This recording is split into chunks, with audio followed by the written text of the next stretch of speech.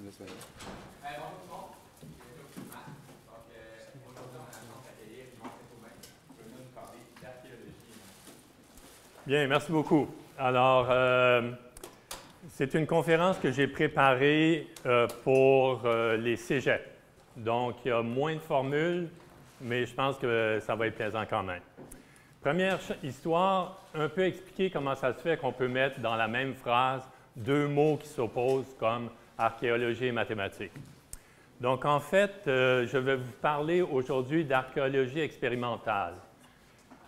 Comme les maths qui ont plusieurs chapitres, l'analyse, l'algèbre et tout, l'archéologie a plusieurs domaines et il y en a un qui s'appelle l'archéologie expérimentale qui consiste à essayer de trouver comment certaines choses qu'on observe des civilisations précédentes ont pu être réalisées avec les outils que ces gens-là avaient.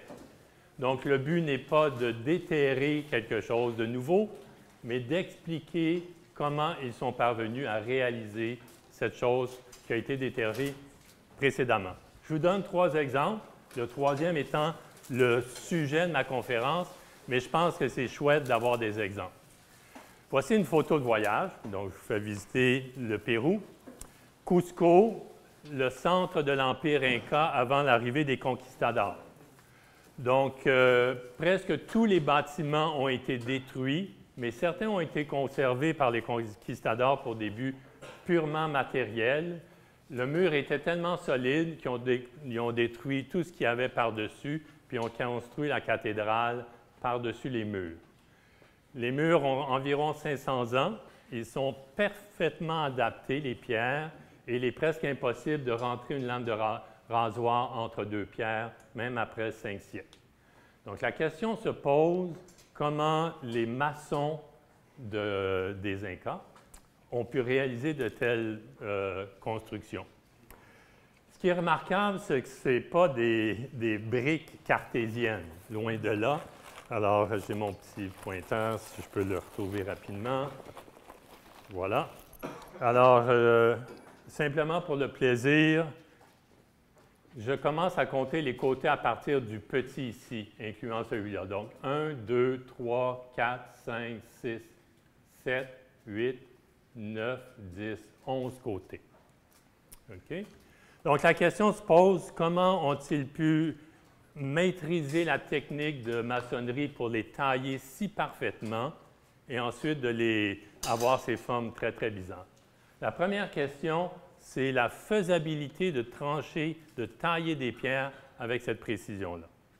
Jean-Pierre Protienne, un Français, archéologue à l'université Berkeley, s'est muni de pierres de ce type-là et avait l'information que où elles étaient les carrières où ces pierres-là ont été prises et probablement le type de couteau que les Incas avaient. Donc, il s'est mis dans un atelier et pendant quelques semaines a tenté de tailler des pierres qui pourraient s'épouser parfaitement. Et en fait, ce n'est, semble-t-il, pas trop difficile. Après 1, 2, 3 mois, il est parvenu à tailler de telles pierres. Donc, il a rapporté que il est tout à fait possible de tailler des pierres avec cette précision-là. Je ne crois pas qu'il a expliqué comment on peut parvenir à tailler des pierres avec un détail aussi complexe que celui-là, puis les adapter. Et ce qui est certainement pas, qui est encore un mystère, c'est comment ils les ont transportés. Les carrières sont connues. Donc, c'est des genres d'énormes cuvettes et probablement qu'il y avait des rampes pour sortir les pierres. Mais même si les rampes avaient 2-3 mètres, pour déplacer une pierre de cette envergure-là, ça prendrait environ 2000 hommes. On ne peut pas comprendre comment 2000 hommes ou femmes peuvent siéger sur la rampe de 2 mètres de large. Donc, avec ce qu'on connaît, l'archéologie expérimentale n'a pas fait une hypothèse sur comment ces pierres-là pouvaient être déplacées. Mais déjà, on a une hypothèse sur comment les trancher avec les outils qu'ils avaient. C'était tout à fait possible. Je vous amène encore plus profond dans l'histoire. 500 ans avant, le début des croisades, Urbain II se met en tête de récupérer pour la religion catholique le Proche-Orient. Donc, les croisés, ou entre autres mots, les envahisseurs, vont réaliser rapidement qu'ils ont un désavantage technologique. Leurs épées n'ont rien à comparer avec celles que les gens qu'ils envahissent ont. Les épées des croisés plient, s'ébrèchent et cassent. Les épées des gens locaux, qui ne sont pas tous des musulmans, il y a des catholiques et des juifs là-dedans, qui vivent dans une relative paix. Bref, ces gens-là ont des épées extrêmement dures. Ça va prendre environ 5 siècles aux Européens de comprendre le truc, c'est que les épées des gens qu'ils envahissent ne sont pas faites que de fer, mais un peu de carbone aussi. Ça soulève une autre question. Donc, ceci, c'est une réponse métallurgique, mais au point de vue archéologique, ça soulève la question comment les gens du Proche-Orient pouvaient mettre du carbone dans le fer. Pourquoi c'est une question? C'est que ça ne peut se faire qu'à des températures très élevées, 1200 Celsius environ, et il faut avoir des techniques remarquables pour apporter la température d'un four à ce niveau-là. Les gens du Moyen Âge en Europe le faisaient avec des soufflets. Donc, ces grandes choses, bien, si vous en avez un pour votre foyer, il est petit, mais dans les cas de métallurgie, c'est des grands soufflets qui projettent de l'oxygène à l'endroit où vous voulez augmenter la température, l'oxygène étant un des combustibles. Donc, la question archéologique ici, ou d'archéologie expérimentale, c'est comment les gens du Proche-Orient avaient des fours pour faire cette température-là, et on n'a jamais découvert des soufflets dans cette région-là. Curieusement, la réponse, ou plutôt l'hypothèse d'archéologie expérimentale, va apparaître d'un tout autre domaine, du Sri Lanka. Donc, une archéologue britannique, Gillian Juleff, a déterré ces fours du Sri Lanka. Donc, attention, le Sri Lanka est à l'autre bout du monde par rapport au Proche-Orient. On y viendra dans 2 secondes. Les fours sont très remarquables. La chambre chaude est en bas et le combustible est en haut.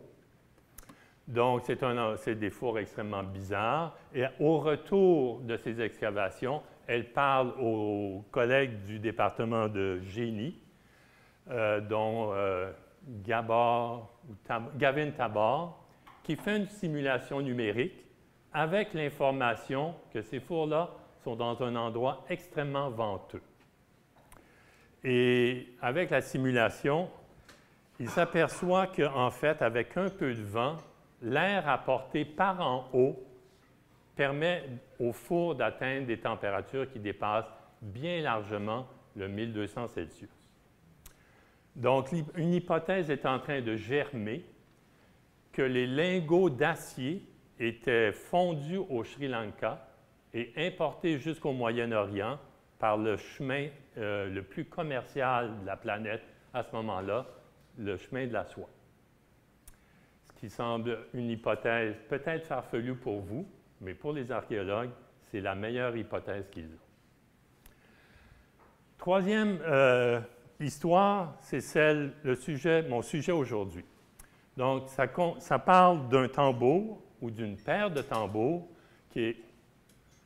Oui, on voit mon petit point rouge. Alors, le mot tabla est utilisé pour la paire, mais techniquement, le tabla est seulement le petit. C'est un instrument traditionnel indien qui, selon l'histoire un peu romancée, aurait été donné par un des dieux indiens à la population il y a à peu près 8 siècles. Mais on est sûr qu'il existait dans les 1800 quelques parce qu'on a des textes écrits qui parlent de cet instrument-là à cette époque-là. Donc, ça fait au moins 150 ans que la musique traditionnelle indienne utilise cet instrument-là. Il est joué seul avec des gens. Bref, c'est un instrument très populaire. Si vous n'en avez jamais entendu, je vais vous en faire jouer.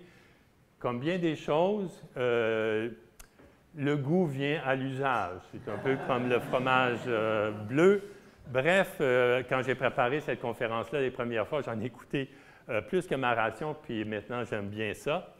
Le tabla, la musique du tabla n'est pas notée, elle est communiquée verbalement. Donc, vous allez voir le maître ici dire à la jeune Rimpasiva, qui avait alors 12 ans, qui en a 30 maintenant, c'est une des grandes musiciennes de l'instrument. Donc, le père, c'est son père, le maître. Vous allez d'ailleurs voir comment il est fier d'elle. Bref, il va lui communiquer ce qu'elle doit jouer verbalement. J'ai vu récemment que dans des jam sessions de jazz, on fait la même chose. Bref, voici à quoi ça ressemble.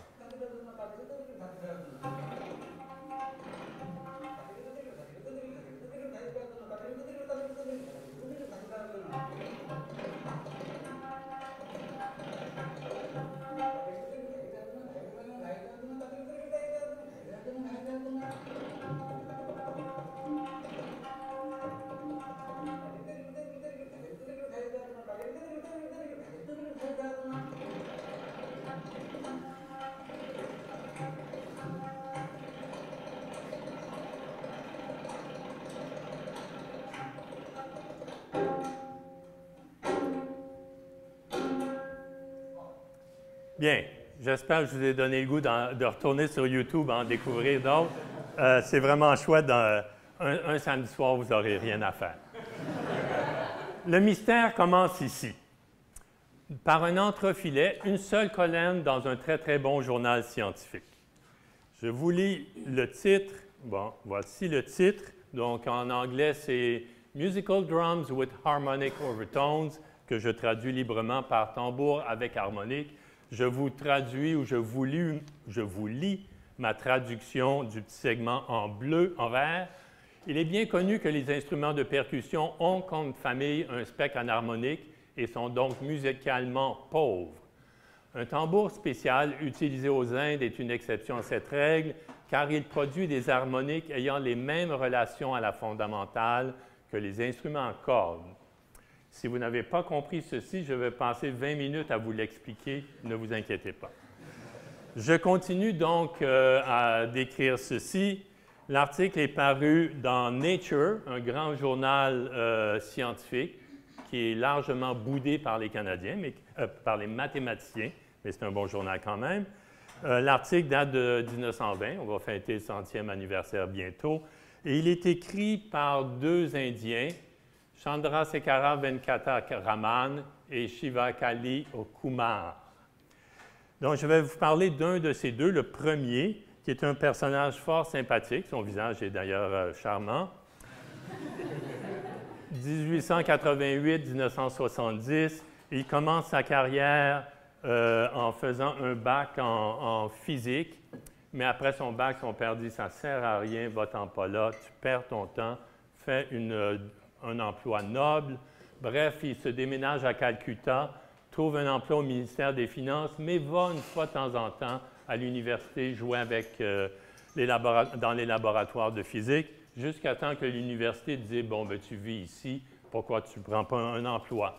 Bref, il devient professeur, rapidement le directeur du département, et il va travailler surtout sur les phénomènes ondulatoires, assez pour que, en 1930, c'est très, très dommage, il vous manque la petite ligne en bas, voilà, prix Nobel de physique en 1930.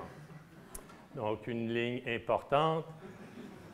Et elle est d'autant plus remarquable que le prix Nobel de physique a commencé en 1902, donné à Lorentz et Zeeman, et de 1902 à 1929, il n'a été gagné que par des hommes blancs européens, sauf 2 par des blancs mâles américains.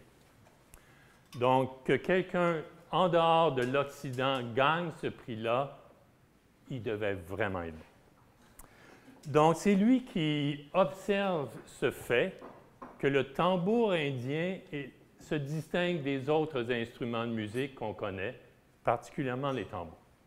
Mon premier but maintenant, c'est de vous expliquer quel est le mystère. Après, je vous expliquerai une hypothèse d'archéologie expérimentale qui explique partiellement comment ce mystère a pu être réalisé. OK. Donc, le petit bleu, talon bleu qui descend, c'est que j'ai besoin d'un volontaire et j'en aurai besoin de plus qu'un. Je cherche quelqu'un qui a déjà fait de la musique et peut chanter des notes.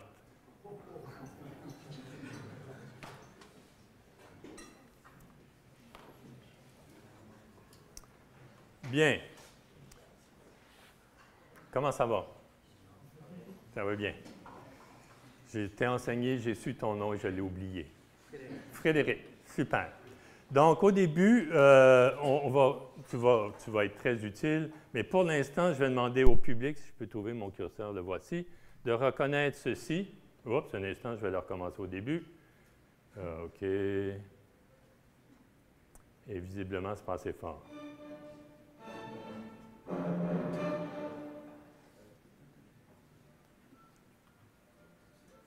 Connais-tu ça? Oui. Oui? C'est quoi? Je me rappelle plus du titre exact, mais je sais que c'était... C'est la 9e. Magnifique. OK. Donc, on sait maintenant ce que c'est. Je vais te demander de chanter une note qui joue. Alors, c'est assez long. Je vais me mettre ici. Un instant. Je vais essayer de t'en mettre un petit peu plus.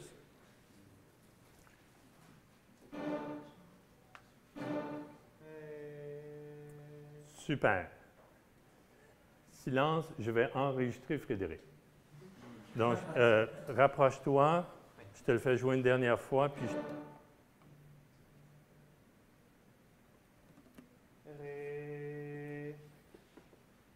OK. Alors, pour ceux qui ne connaissent pas la musique, Frédéric a le diapason. Non seulement il est capable de reproduire le son, mais de savoir c'était quelle note. Donc, il nous a dit que c'est un Ré, chose que nous pourrons vérifier plus tard. La bonne nouvelle, c'est que la partition indique Ré. Donc, OK. Je vais maintenant demander à Frédéric de chanter ceci.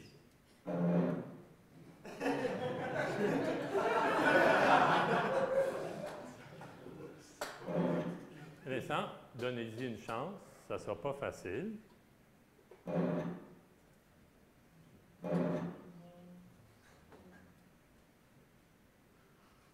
Une autre fois, puis tu pars.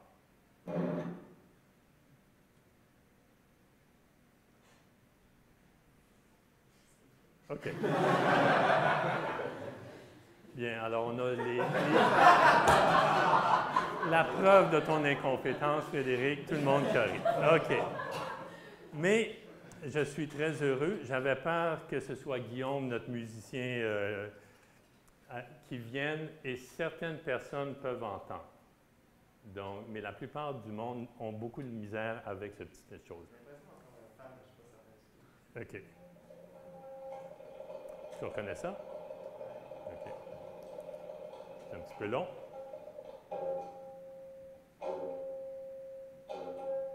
Cette fois-ci, je vais te demander de chanter ce tambour-là.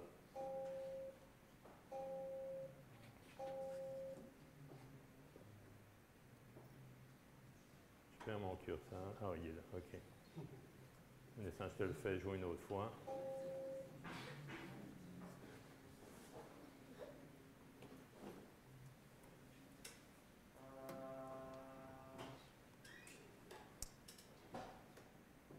Excellent.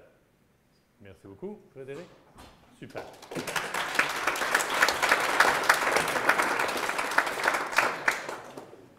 OK.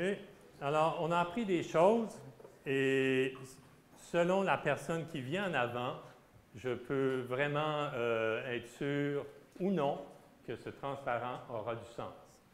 Mais avec Frédéric, merci et je vous jure, nous n'étions pas organisés avant. Mais il est clair que la reconnaissance des sons par l'oreille humaine est aisée pour les instruments à cordes. Violoncelle, non seulement il a chanté la note, mais il a pu nous dire c'est un Ré. Il a eu plus de difficultés pour la timbale. Vous avez ri de lui, vous êtes vraiment cruel. Je tiens à noter qu'il a dit, je pense que c'est un Fa, et c'est ce que la partition écrite.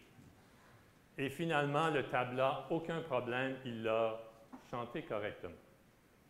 Donc, le début du mystère est que les tambours occidentaux sont difficiles à chanter, mais les tambours indiens, pas du tout. J'ai besoin d'un second volontaire, quelqu'un qui pratique des sports de précision. Simon, c'est toi.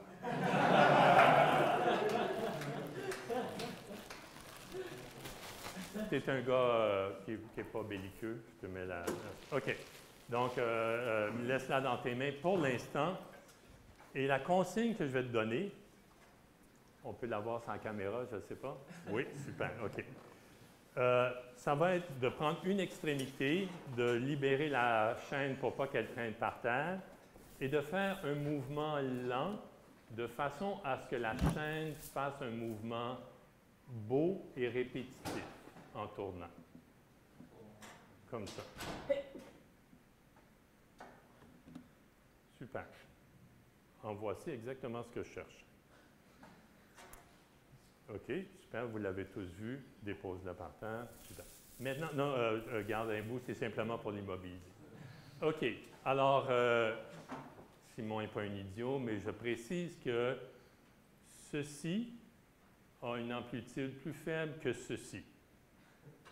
Ce que je vais demander maintenant à Simon, c'est non pas de changer l'amplitude, mais la fréquence. Par exemple, ceci est lent et ceci est rapide. Donc, je vais te demander de faire le même exercice, mais avec une fréquence légèrement supérieure. Magnifique. Fais-le un petit peu plus pour qu'on voit la forme, mais c'est exactement, tu es à la bonne fréquence. Un petit peu plus vite. OK, good. OK, reste là, reste là, reste là. Puis là, je ne sais pas si vous voyez. OK, good. Il y a un point. Hop, arrête pas. Laisse-toi pas distraire par moi. OK, reviens à ceci. OK. Oh, super. Oh, super. C'est ça que je veux voir. Il y a un point qui est immobile ici. OK. C'est tellement chouette. Arrête là. Dépose là. Refais ça. Fréquence un peu plus grande. Un petit peu plus grande. Non, là, tu es à la fréquence de tantôt, ce qui est beau, mais c'est mieux de l'arrêter. Et pas l'amplitude, bien qu'avec le poignet ou quelque chose comme ça. Oh, ça c'est bon, tu y es presque. Ça y est, ça y est, ça y est. Fréquence plus grande. 2 nœuds. OK, 2 points. Nous sommes en train de découvrir physique expérimentale. Plus ça tourne vite, plus le nombre de nœuds est grand. Simon est tellement fier, il veut continuer à définir. Peux-tu essayer à 3 nœuds? OK, on va se tasser.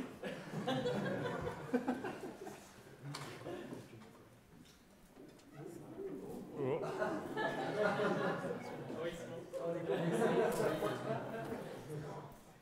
C'est la fréquence, pas l'amplitude. Tu y es prêt.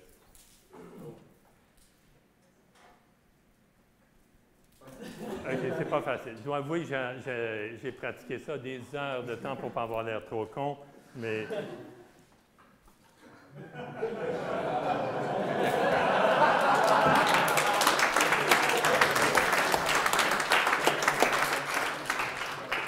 Mes volontaires aujourd'hui sont super. Nous avons appris comment les objets vibrent. Les objets vibrent en préférant des modes où le mouvement est très, très beau visuellement. Et c'est tellement remarquable que les physiciens les appellent les fréquences et les modes propres. Et pour une chaîne en rotation, le nombre de nœuds augmente avec la fréquence. J'ai maintenant besoin d'un troisième, un troisième qui serait bon en jeu vidéo.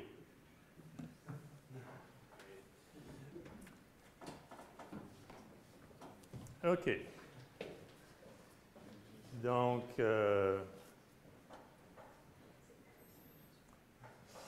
est ton nom? Je ne te connais pas. Julien, super. Es-tu habitué avec un track? OK. Donc, il il y a un petit curseur ici, mets ton pouce en fond et bouge avec ton index de curseur. On ne voit pas complètement dans le... Ah, OK, un instant. Tu vas l'attasser, OK. Hein?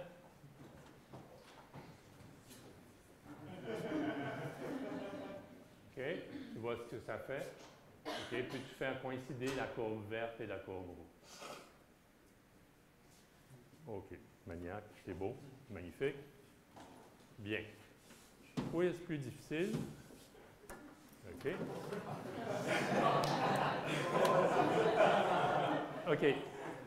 Commence à bouger le curseur d'en haut. OK? Il me vole tout mon point. OK. Il y a combien de maximum dans la ligne verte? De maximum, il y a un max et un min. OK. Ramène-le au centre, le curseur. Fais la même chose avec le deuxième. OK, parfait. Tu peux le ramener au centre, mais avant, combien qu'il y a le maximum dans celui-là? 2, OK. Fais au centre, troisième. OK. Magnifique. Tu l'as vu, combien qu'il y a de max? 8. OK. Donc, si on parlait de fréquence, et puis lui a 8 max, la fréquence de celui-ci serait combien par rapport à la fréquence du premier, qui avait un max? 8 fois plus grand. Peux-tu faire coïncider la ligne verte avec la ligne rouge? J'ai pratiqué. Tu commences avec le curseur d'en haut. OK, ça prend plus de temps.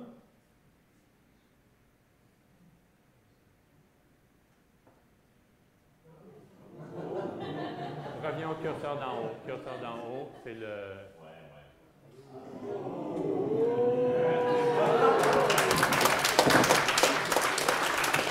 OK. Bouge pas, Julien, bouge pas. Tu es en quelle année? Deuxième session. OK. Mais visiblement, tu as appris des choses que nous ne t'avons pas montrées, tu l'as appris ailleurs.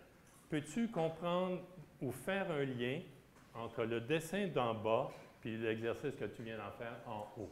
Ça va être la composition des trois sinus que j'ai mis proportionnellement à quelle quantité? L'amplitude. Magnifique. OK. Lâche pas, je te garde. C'est facile avec toi. OK. Alors, j'ai un quiz que j'ai fait avant. OK? Alors, regarde. Puis, regarde. OK. Alors là, il y aurait beaucoup de curseurs, visiblement. 5, 7. Je les ai numérotés en chiffres impairs. C'est pas tellement grave. OK. Ça va. 13, 15. Il y a du suspense, comme tu peux voir. Et là, je dois avouer que j'ai arrêté. Est-ce que les deux courbes coïncident? Non. Est-ce que tu penses que si j'ajoutais des curseurs, je pourrais les faire coïncider parfaitement? Je pense que si on fait ça, on arrive fini avec OK. Donc, tu me dis, tant que j'en ai un nombre fini, ça ne marchera pas, mais probablement, si j'en ajoutais une quantité infinie, je pourrais... OK. Même question que tantôt. Qu'est-ce que serait ceci par rapport à l'autre?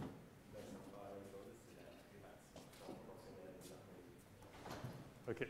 Merci beaucoup. Tout le monde connaît sa réponse, donc c'est facile. Donc, les pics correspondent à la grandeur du coefficient qu'il faut mettre devant le sinus ou le cos pour avoir la comparaison. Penses-tu qu'il y a d'autres positions du curseur? Là, tu as joué avec 3 curseurs. Est-ce qu'il y aurait eu d'autres positions qui fait que ça aurait marché que celles que tu as trouvées? Je pense pas. Je pense pas. OK. Merci, Julie.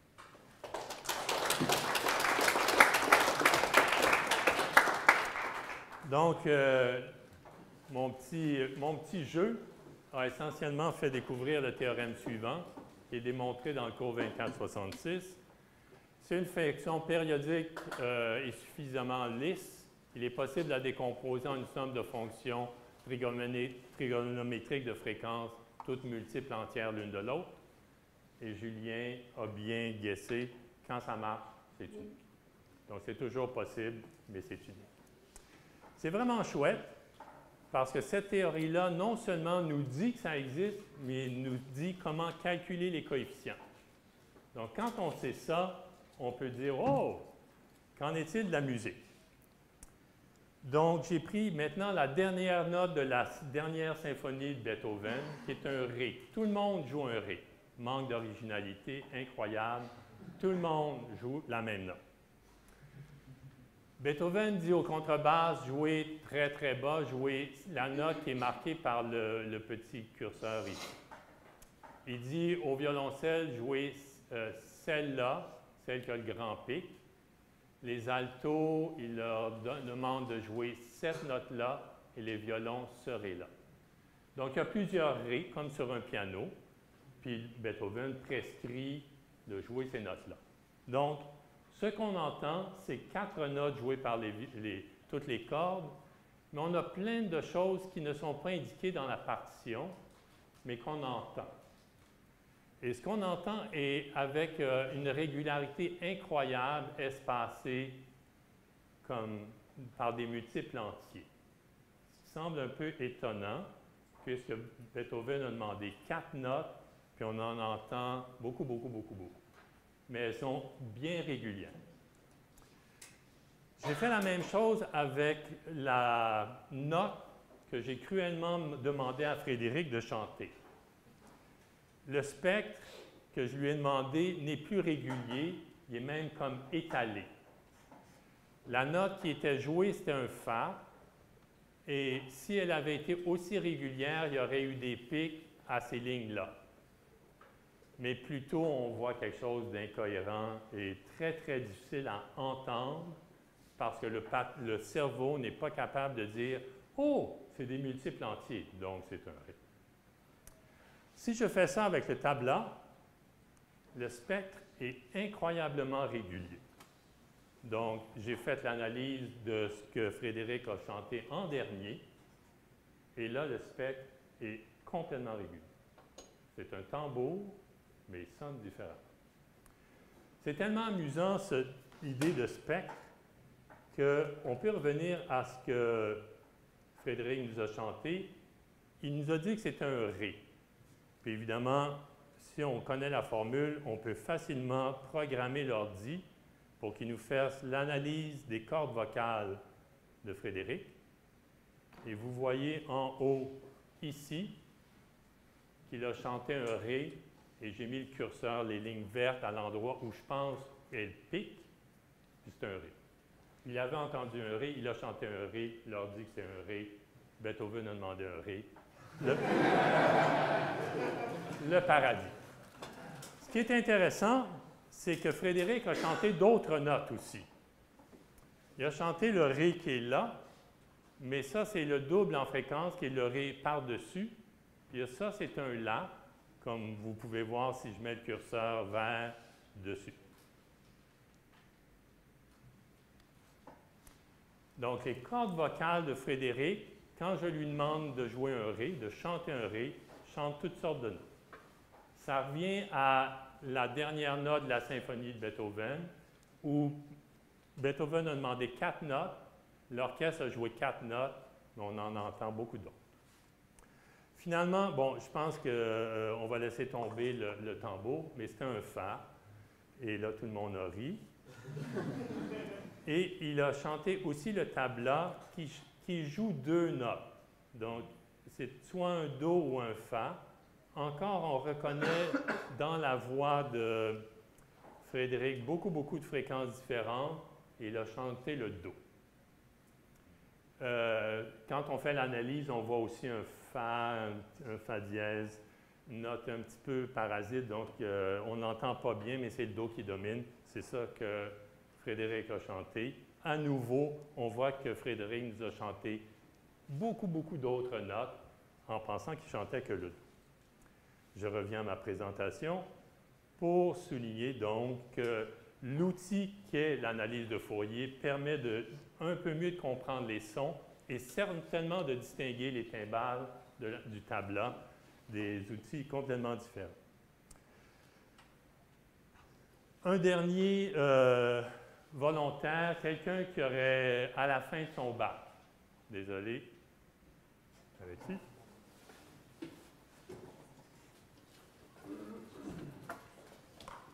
OK, alors pendant qu'il descend, je vais essayer de lui faire calculer les fréquences de... Tu te couvres de honte. OK, alors écoute un petit peu ma description. Voici la description facile d'une corde vibrante. Il y a deux murs auxquels est attachée la corde et on mesure au cours du temps, donc j'aurais dû écrire f de x et de t, la forme que la courbe prend à un instant donné.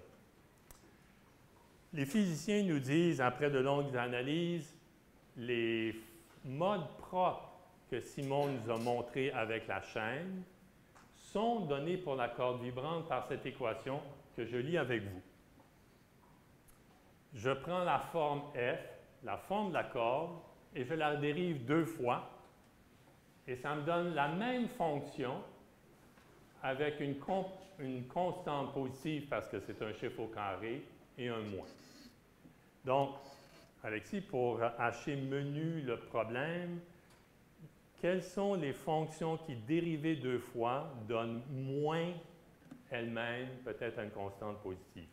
Sin lambda x ou cos lambda x, et Oui. on dérive, la constante explicative va sortir, puis le montant. Super. Et maintenant, on va demander, en plus de vérifier cette équation-là, que les deux bouts qui sont attachés ne bougent pas.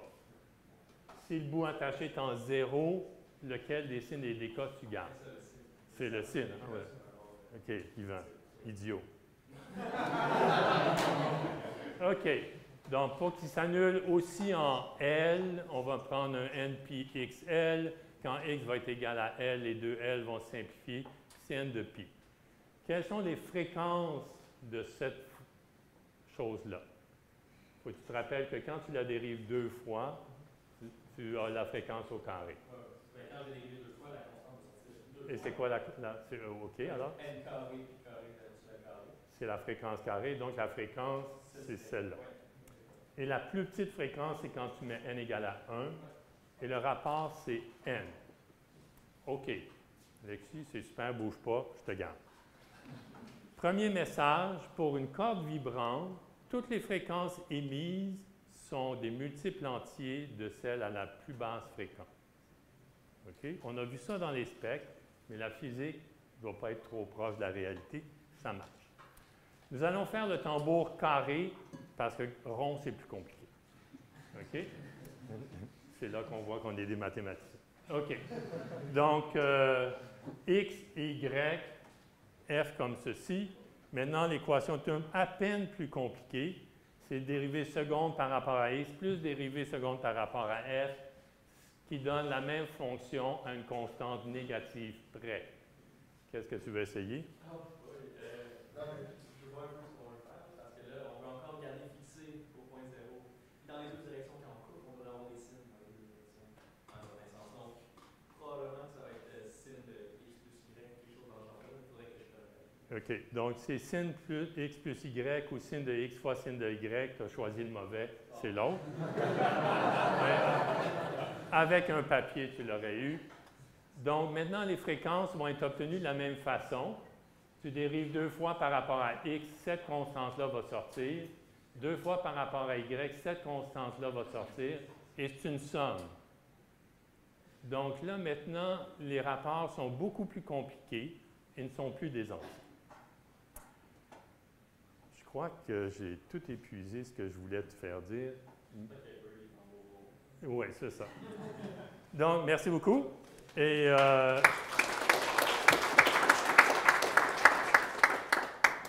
donc, ceci n'est pas exactement ce que je voulais vous montrer, mais c'est amusant. Donc, Simon nous a montré les points fixes qui s'appellent les nœuds dans ses modes propres. Dans le cas du tambour rond, ce ne sont pas des points qui sont fixes, ce sont des lignes. Les lignes ici sont les lignes nodales correspondant aux montagnes et aux vallées qui sont là. Et vous devez comprendre, par exemple, ça c'est une montagne suivie d'une vallée. Et donc, la ligne nodale est entre le max et le min, quelque part où nous sommes à altitude 0. Voici maintenant un jouet pris sur YouTube. Je vais couper le son parce que vous allez hurler bientôt. Et pendant que vous allez regarder ceci, je vous dis qu'est-ce que c'est. Donc, c'est une plaque métallique qui ne vérifie pas exactement l'équation que nous avions avant, parce qu'une plaque métallique n'est pas une pellicule comme une peau de tambour. Et on a un générateur de son, le son déplaisant que vous entendez, dont la fréquence change. Donc, la plaque de métal essaie de vibrer à la vitesse ou à la fréquence du son qui l'excite. Évidemment, la fréquence change, les lignes nodales changent. Donc, quelqu'un saupoudre du sel sur la plaque et les patrons des lignes nodales changent au cours du temps. C'est bien connu depuis quelqu'un qui les a observés en premier, Chladni, qui était connu de Napoléon, a même obtenu une bourse de Napoléon pour continuer à mettre du sable sur sa plaque. Bien, alors c'est un peu long et je manque de temps. Donc, YouTube, Chladni, vous en avez plein pour vous amuser. Ce que nous apprenons de cet exercice, merci beaucoup Alexis, c'est que les spectres émis par une corde sont extrêmement réguliers, mais le tambour carré a un spectre vraiment diabolique que Frédéric a refusé de chanter. Le tambour rond est différent, mais il n'est pas régulier non plus, ce qui fait qu'il serait autant difficile à chanter. Je reviens maintenant, dans les 5 dernières minutes qui restent, au mystère du tabla. Visiblement, les Indiens, les artisans indiens, au moment où Fourier découvrait l'analyse de Fourier et tous les outils que j'ai utilisés pour expliquer les modes, étaient en train de découvrir sa théorie. Les artisans aux Indes fabriquaient des tambours qui avaient le son pur d'une corde vocale. Comment l'ont-ils fait? On peut voir pourquoi ça a ce son-là. Visiblement, c'est cet objet-là. La tâche du tabla, serait-ce la clé? Bien évidemment, Yvan. Je ne ferai pas venir Alexis en avant.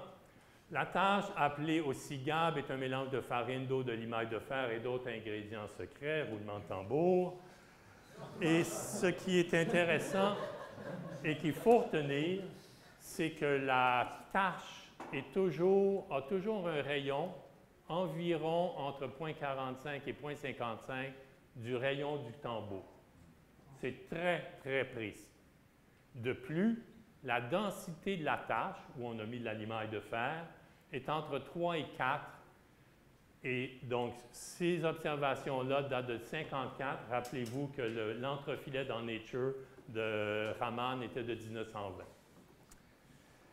Je vais vous faire entendre plusieurs sons. Tout d'abord, celui d'une corde, d'un tambour rond et de 5 tablas. 1, 2, 3, 4, 5.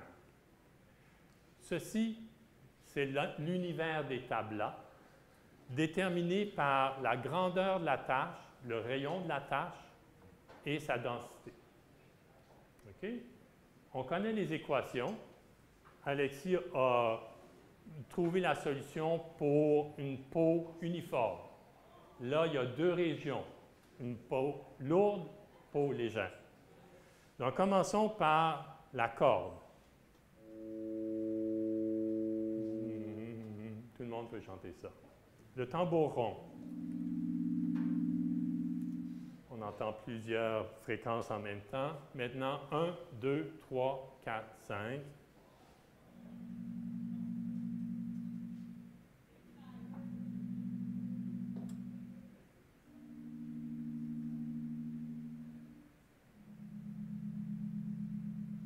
Toujours des sons mêlés, compliqués. Ils sont parfaits. Donc, je vais essayer de mesurer la proximité du spectre d'un tabla avec le spectre d'une corde vibrante. Je vais donc solutionner l'équation qu'Alexis a solutionnée mentalement, mais avec la tâche. Les fréquences vont bouger selon l'épaisseur et la grandeur de la tâche. Avec les fréquences, je vais mesurer par rapport à la celle la plus basse combien proche d'un multiple entier la chose est.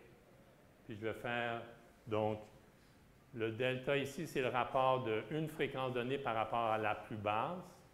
Puis je vais choisir l'entier le plus proche, faire la différence au carré pondéré par le 1 sur delta. Je vais faire ça, une somme sur les 6-7 premières valeurs propres, et j'obtiens ce dessin orgiaque. OK. Je vous tiens la main, je vous décris ce que c'est. Plus c'est jaune, plus je suis à côté des multiples entiers. Plus c'est bleu, plus les fréquences émises par le tambour sont proches des entiers, de multiples entiers. Ce qu'on remarque, c'est que les tablas sont exactement dans l'endroit optimal et que notre tambour occidental est à peu près au pire endroit. Ce dessin-là, que j'ai reproduit d'un article qui a donné cette hypothèse d'archéologie expérimentale, le papier de Godet, Gauthier et Léger, 3 chercheurs de l'Université de Moncton au Nouveau-Brunswick. Ce dessin-là permet une hypothèse d'archéologie expérimentale. Parce qu'en plus de montrer que le point optimal a été découvert par les Indiens, il indique qu'une grande plage ici est très, très consonante et très proche d'être des rapports entiers. Donc, on pourrait s'imaginer que quelqu'un apporte une peau de chèvre brisée. Il y a une cicatrice, il y a une blessure, il y a quelque chose de plus dense à un certain endroit. Donc, le maître de l'atelier dit à son apprenti, « Bon, ben c'est ton premier tabla, essaye cette peau-là, elle est toute déchirée. » L'apprenti fait son premier tabla qui sonne 10 fois mieux que tous les tablas qui n'ont jamais été entendus. Sa peau pourrait être ici, ici, ici, ici, mais elle est très, très loin de là. Ce n'est pas grave. À partir du moment où on sait qu'on peut améliorer le son, imaginez qu'il va y avoir une armée de gens qui vont essayer de bouger l'épaisseur et la grandeur de la tâche et que, de façon un peu chaotique, ils vont découvrir l'endroit optimal. Donc, ça prenait probablement une peau endommagée pour que la recherche de l'endroit optimal commence. C'est clair que quand on se tenait ici, on n'allait jamais découvrir que c'était avantageux de faire une tâche. Mais à partir du moment où on est ici, on se dit « Oh, on peut faire chanter un tambour comme la voix humaine. » Donc, c'est une hypothèse qui me semble tout à fait raisonnable et c'est pourquoi les maths ont aidé un petit peu l'archéologie. Merci beaucoup.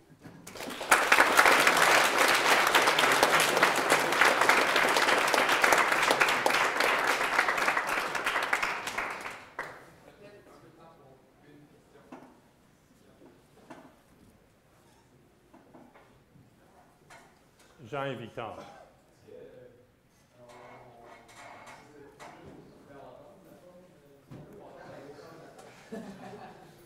C'est fort probablement possible. Okay, évidemment, il y a énormément de numérique, mais j'avais des erreurs dans mon code, donc j'ai vu beaucoup de specs de tabla et ça ne ressemble pas du tout. Okay, donc probablement que c'est possible, je ne sais pas. Victor? Si on retourne au bilan, je ne sais pas si vous pouvez retourner. On retourne au dessin? Oui. OK. Pourquoi est-ce que la taille de la tâche a l'air d'avoir plus d'importance que la densité de la tâche? Je ne pourrais pas te donner de raison particulière. Ce qui est sûr, c'est que, remarque que cette région est toute jaune, celle-là est toute jaune. Ça a plein de bon sens, parce qu'à partir du moment où la tâche couvre tout, c'est la même chose qu'il n'y a pas de tâche. Donc, cette courbe-là puis cette courbe-là devraient être toutes jaunes. C'est-à-dire, si une est jaune, l'autre est jaune. Ouais. Donc, c'est vraiment ceci qui va caractériser les choses.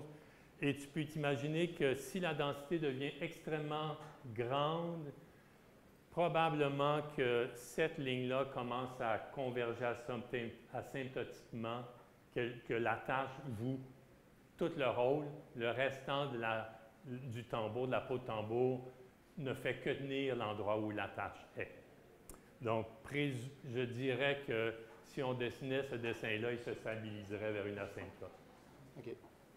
C'est juste, je me demandais pourquoi il semblait avoir une tendance plus horizontale par rapport à... Bien, c'est ça. Alors, si ça est égal à ça, mais entre les deux, il y a quelque chose de mieux, puis ça devient asymptotiquement constant, là, tu vas avoir quelque chose comme ça.